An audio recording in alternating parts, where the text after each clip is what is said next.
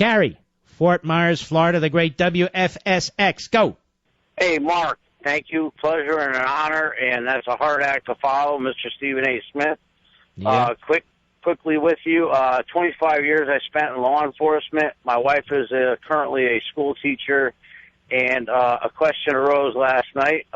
You wouldn't believe it if I told you, but they are now required by 2017 to become fluent in English as their second language. She currently has... Hold on, let me slow you down. Hold on. You must mean Spanish as their second language. Yes, sir, Spanish. So let me get this straight. Your wife is a school teacher, a public school teacher, and she is required to be fluent in Spanish now? By 2017.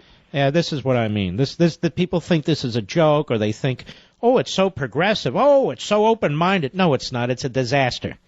People need to learn English, or they're going to fail in this country. People need to learn English, or we're going to be balkanized in this country. It's hard enough to communicate. It's hard enough to succeed. It's hard enough to understand what your government is and isn't supposed to be doing if we become a bilingual country. They had that problem in Montreal, in Quebec. It will destroy a country. You have to have a common language. So what's the union going to do about this? Question. This is all new. Came out within the last few days. And they are online courses, so that they're not even sitting in a classroom trying to learn this. All right, listen to me. Your wife and the other teachers, they need to get a hold of their union and make them do something for once. And what they need to do is make it clear that the teachers are going to speak English. That's what they're going to speak. They're going to speak English in the classroom. They're going to speak English outside the classroom, meaning, in the hallways and in the assemblies. That people need to assimilate into this country for their own good if they're here legally.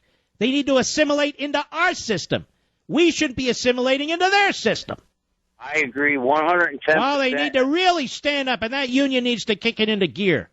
Yep, and I actually had this conversation last night. I said, did you ever think a day would come in 13 years you've been teaching that you would be required to speak Spanish? She currently has 4 kids in her classroom who do not speak a lick.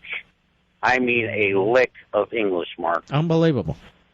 All right, my friend, it's going to get worse because people coming in from Asia, people coming in from, India and Pakistan.